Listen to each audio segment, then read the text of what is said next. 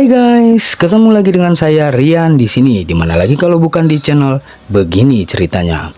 Oh ya, bagaimana kabar kalian semua yang suka bermuka dua, menjilat, pelakor, dan pengkhianat? Siap-siap, karena kali ini Rian akan membahas sebuah film yang bercerita tentang kembalinya seorang assassin dengan senjata canggih yang akan memberantas habis para manusia bermuka dua, penjilat, dan sejenisnya, yang berjudul Song of the Assassin. Alright, tanpa berlama-lama lagi kita langsung ke videonya. Tapi sebelum kita mulai, buat kalian yang suka channel ini silahkan subscribe aja tanpa ragu-ragu, supaya kalian selalu mendapatkan update film terbaru dari channel ini. Oke, film dimulai dengan memperlihatkan adegan para pendekar bertopeng yang disetting di zaman kerajaan. Lalu terlihat seorang pemuda yang sedang termangu sambil berkata dalam hati kalau ia akan membalas dendam dan akan mengungkap konspirasi pembantaian seluruh keluarganya yang dilakukan oleh sekelompok orang yang telah merebut peta harta karun yang jadi rebutan penguasa-penguasa di zaman itu. Tentunya dengan senjata canggih yang ia miliki saat ini.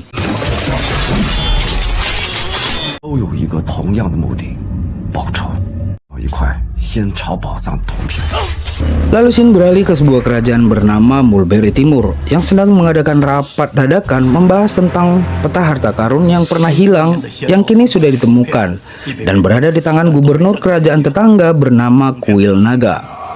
Sang raja yang tak ingin peta itu ada di tangan gubernur, ia pun meminta saran kepada adiknya yang kemudian menyarankan agar segera menyerang kerajaan tetangga mereka itu. Berbeda dengan Jenderal Zhao yang lebih menyarankan untuk melakukan serangan fajar alias menyuap sang gubernur daripada melakukan serangan fisik, guys. Saran Panglima pun membuat adik sang raja yang berambisi untuk menguasai dunia sedikit kecewa kepada Jenderal Zhao yang pernah ia bantu untuk mendapatkan jabatannya sekarang. Meski sedikit berbahaya, raja pun setuju dengan ide sang jenderal. Sementara di tempat lain, terlihat Raja Pagoda Selatan sedang mengamati istrinya yang sedang sibuk merajut. Ia kemudian memberitahukan kalau peta harta karun yang lama hilang sudah ada di tangan gubernur Kuil Naga dan ia berniat untuk merebutnya. Sang istri pun menyarankan agar tetap menjaga nama baik Raja Pagoda Selatan dengan mengutus orang terbaiknya, bukan membawa nama Pagoda Selatan. Lalu Shin memperlihatkan sebuah tempat yang dipenuhi orang-orang bertopeng. Dan terlihat adik Raja Mulberry menemui pemimpin dari kelompok bernama Lembah Hantu dengan maksud membayar orang terbaik dari pemimpin Lembah Hantu bernama Topeng Emas itu. Lalu saat Jenderal Zhao sedang melakukan persiapan untuk misi berbahaya yang akan segera ia jalankan, di tempat lain jagoan kita terlihat menemui gurunya dan meminta agar ia menjadi salah satu orang dari Lembah Hantu yang dipilih dalam tugas yang diminta oleh adik Raja Mulberry. Tapi tidak mau kehilangan muridnya lagi, sang guru pun tak mengizinkannya meski dengan alasan apapun. Dan ternyata yang diutus adalah si botak dari Lembah Hantu. Mengetahui hal itu, Ki pun merasa kecewa. Ia kemudian memutuskan untuk berangkat sendiri tanpa embel-embel utusan siapapun. Demi apa? Demi misi balas dendamnya. Singkat cerita, saat Ki tiba di Kuil Naga, tempat pertemuan Jenderal Zhao dan Gubernur, tiba-tiba Ki bertemu dengan seorang wanita cantik. Merasa tertarik dengan kecantikan wanita itu, Ki pun mengajaknya berkenalan.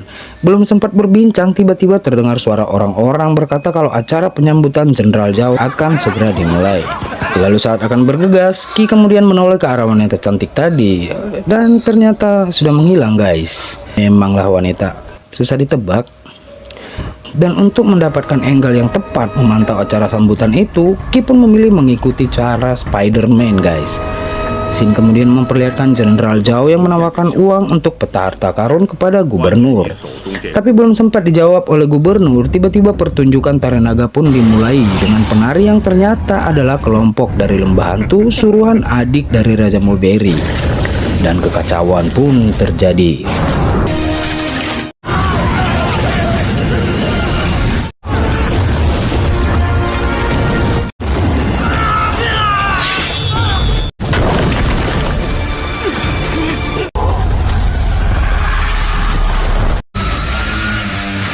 Tak mau ketinggalan, Ki kemudian ikut berpesta dengan topeng dan senjata andalannya.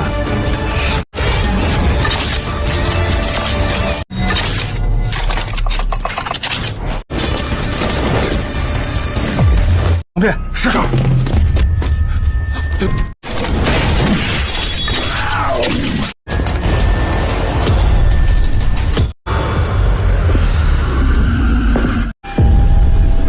Lalu saat Ki akan menghabisi Jenderal Zhao, tiba-tiba ia dihentikan oleh si botak dari lembah hantu dan 4 pemain naturalisasi lainnya.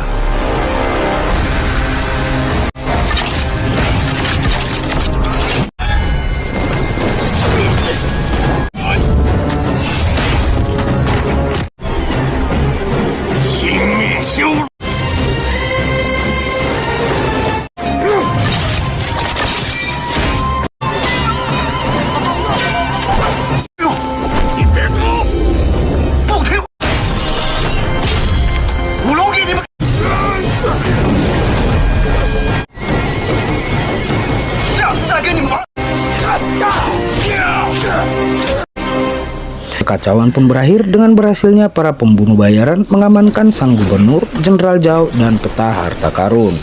Sementara Qi hanya berhasil mendapatkan cindera mata berupa tasbih milik Jenderal Zhao. Lalu keesokan harinya, saat gubernur akan beristirahat, ia kemudian ditemui oleh selirnya yang cantik. Tak berniat membuang waktu, gubernur pun mulai kesurupan. Tapi tiba-tiba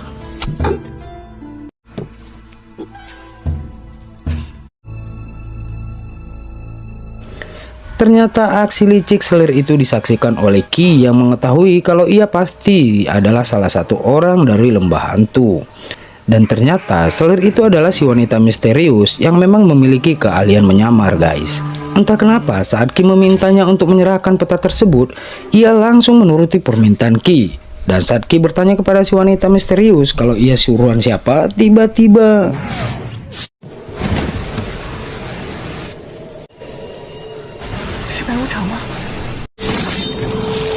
ya, si Hakim Putih yang ingin menangkap Qi atas tuduhan pengkhianatan kepada pemimpin lembah hantu. Tak mau buang waktu berurusan dengan orang itu, Qi pun menjebak Hakim Putih lalu pergi bersama si wanita misterius.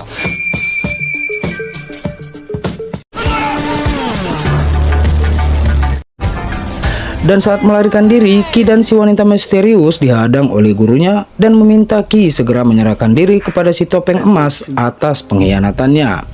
Tapi setelah menjelaskan semuanya, akhirnya sang guru pun meminta Qi untuk menyerangnya, seolah-olah sang guru benar-benar menghalangi pelarian Qi.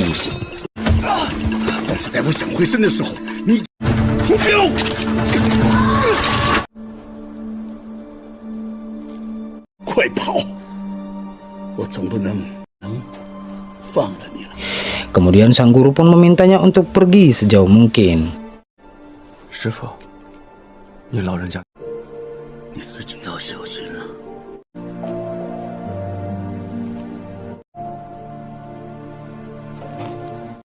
Di tengah pelarian mereka, Qi meminta petunjuk selanjutnya yang diberikan oleh orang yang membayarnya untuk mengetahui kepada siapa dan kemana peta itu akan diserahkan.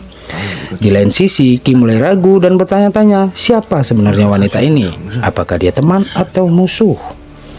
Tak mau melibatkan si wanita misterius dalam misinya, akhirnya mereka pun memutuskan untuk berpisah dan melanjutkan misi masing-masing.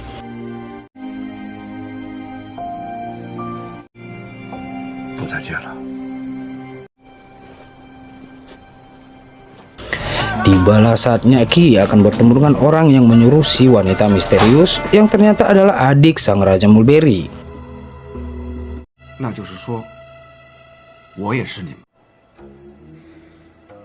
Saat adik Raja Mulberry ingin mengambil peta tersebut, Qi terlebih dahulu bertanya siapa sebenarnya yang membayar si wanita misterius.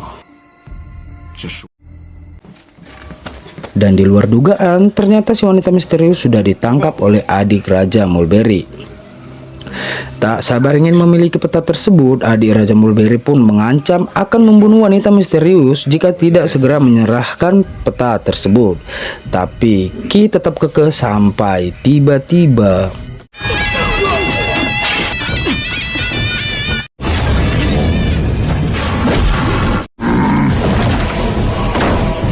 kali ini Qi tertolong dengan datangnya si Hakim Hitam yang berhasil menghabisi adik Raja Mulberry dan meminta Qi agar ikut bersamanya kembali ke lembah hantu untuk diadili atas perintah si topeng emas. Tapi Qi menolaknya guys dan memilih untuk bertarung.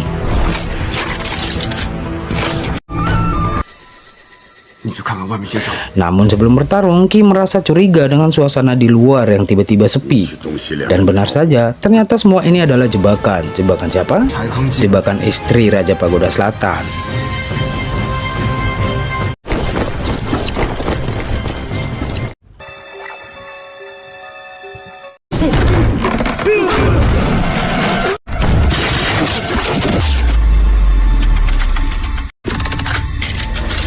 Pasukan khusus istri Raja Pagoda Selatan pun tampak tak berkutik karena kesaktian dan kecanggihan senjata Hakim Hitam yang luar biasa.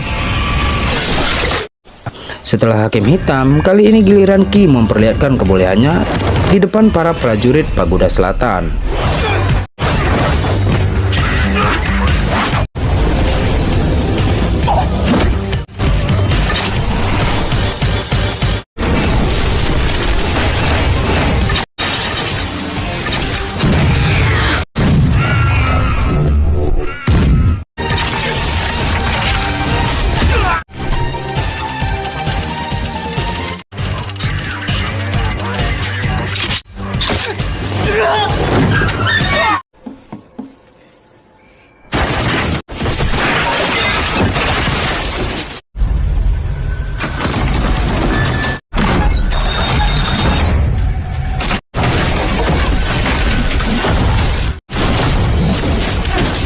Di tengah gempuran pasukan Pagoda Selatan, Hakim Hitam meminta Qi dan wanita misterius itu untuk pergi, tapi sayangnya Qi akhirnya tertangkap.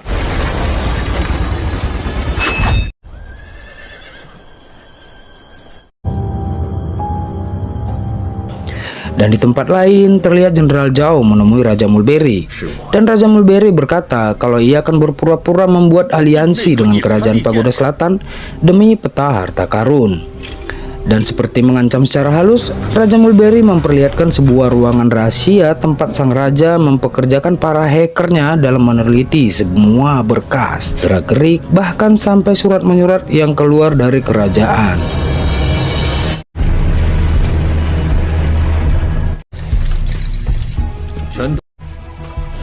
Setelah memperlihatkan semua, Raja Mulberry kemudian meminta Jenderal Zhao untuk menghabisi Raja Pagoda Selatan dan akan menjamin keselamatan keluarga Jenderal Zhao. Sementara di tempat lain, Qi dan si wanita misterius sudah dibawa menghadap istri Raja Pagoda Selatan. Dalam percakapan mereka, intinya istri Raja Pagoda Selatan meminta Qi untuk membunuh Raja Mulberry saat pengucapan sumpah aliansi yang akan mereka adakan nanti. Dan dia berjanji akan mengungkap konspirasi pembantaian keluarga Qi plus peta harta karun.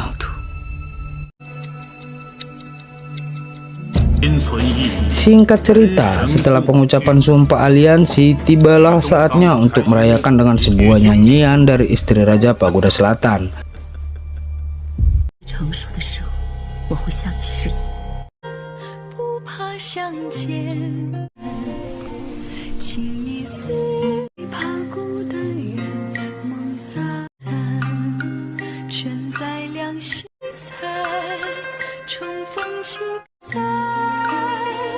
Dan saat Jenderal Zhao akan melancarkan aksinya, tiba-tiba muncullah pasukan bertopeng dari lembah hantu, membuat pertempuran pun tak terelakkan.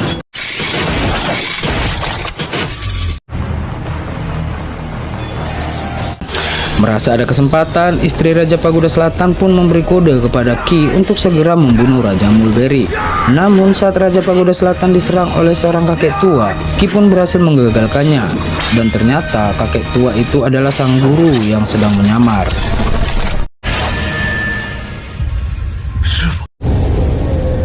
Sementara dari balik pintu, Jenderal Zhao masih menunggu waktu yang tepat untuk menghabisi Raja Pagoda Selatan. Sampai akhirnya, Jenderal Zhao pun berhasil membunuh Raja Pagoda Selatan.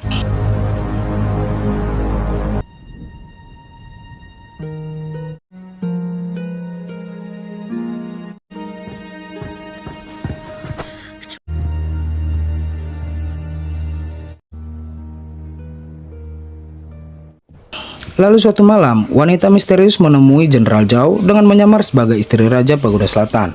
Berniat ingin mengetahui ada hubungan apa antara Jenderal Zhao dan istri Raja Pagoda Selatan. Dan terkuaklah satu fakta kalau semua kekacauan ini adalah rencana dari Jenderal Zhao dan istri Raja Pagoda Selatan yang ternyata adalah sepasang suami istri.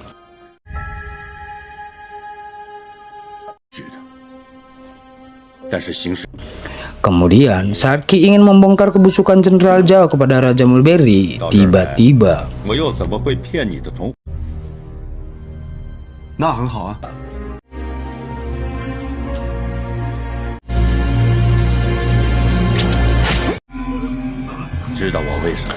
beruntung usaha Jenderal Zhao menjebak Qi tidak berhasil, karena Qi berhasil melarikan diri. Di tengah kekacauan beberapa waktu yang lalu, ternyata sang guru sempat berpesan kepada Qi agar menemuinya di suatu tempat. Namun, sebelum Qi tiba di tempat itu, terlihat sang guru berhasil dilumpuhkan oleh si botak dari lembah hantu dan pemain naturalisasinya beserta si topeng emas.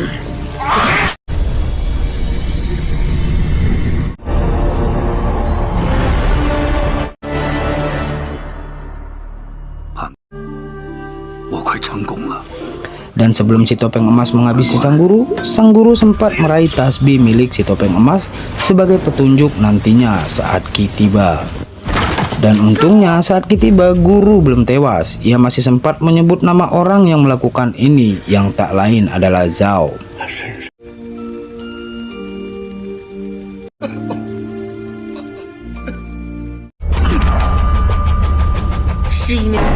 Merasa sudah menguasai Mulberry, istri Raja Pagoda Selatan mengundang Zhao untuk dilantik sebagai komandan dan memintanya berjanji untuk selalu melindungi Pangeran Pagoda Selatan yang sudah menjadi aliansi kerajaan Mulberry.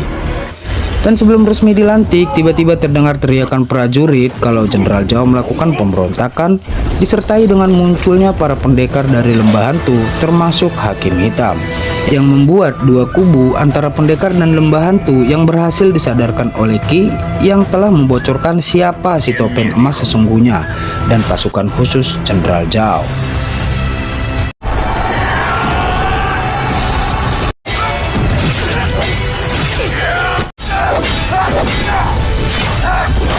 Sementara di dalam istana, Zhao yang berhasil menghabisi para petinggi Mulberry ditemui oleh istri Raja Pagoda Selatan sembari membawa sebuah kotak. Saat Zhao berusaha menjelaskan apa sebenarnya yang menjadi alasan atas semua ini, istri Raja Pagoda Selatan pun mengakhiri hidupnya sendiri karena merasa kecewa dengan Zhao yang sudah mengubah rencana mereka sejak dulu.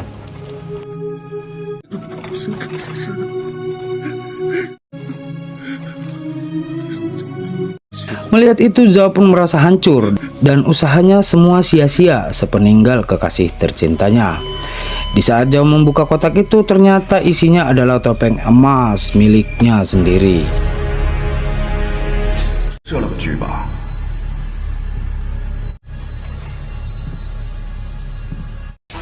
Dan saat berhadapan langsung dengan Qi si Asura Biru, Qi pun membeberkan semua rencana busuknya yang ingin menghancurkan lembah hantu dan ambisinya menguasai dunia, dan mengungkapkan bahwa topeng emas tak lain adalah Jenderal Zhao sendiri. Dan pertarungan sesungguhnya pun tiba.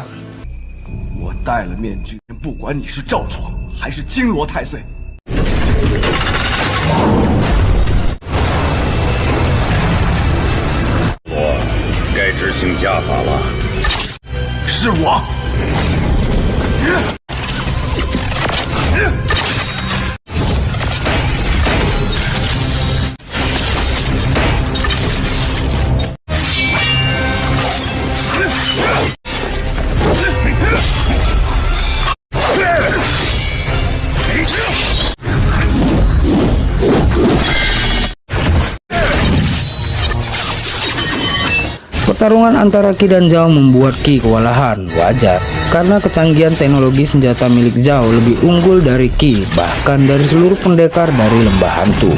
Sementara di luar, para pendekar terlihat saling bantai hingga satu pun tak tersisa.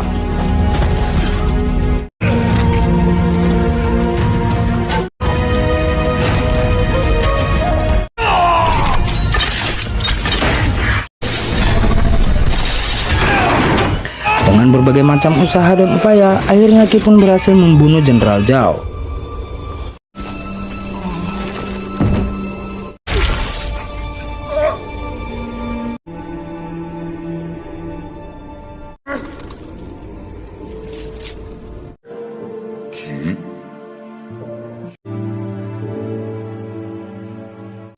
Dan setelah semua peristiwa ini, terungkaplah kalau si wanita misterius adalah putri dari topeng emas dan topeng merah yang tak lain adalah istri Raja Pagoda Selatan dan Jenderal Zhao. Kematian Jenderal Zhao akhirnya membuat Ki otomatis menjadi pemimpin lembah hantu. Dan dia berjanji akan tetap jujur tanpa topeng ataupun bertopeng.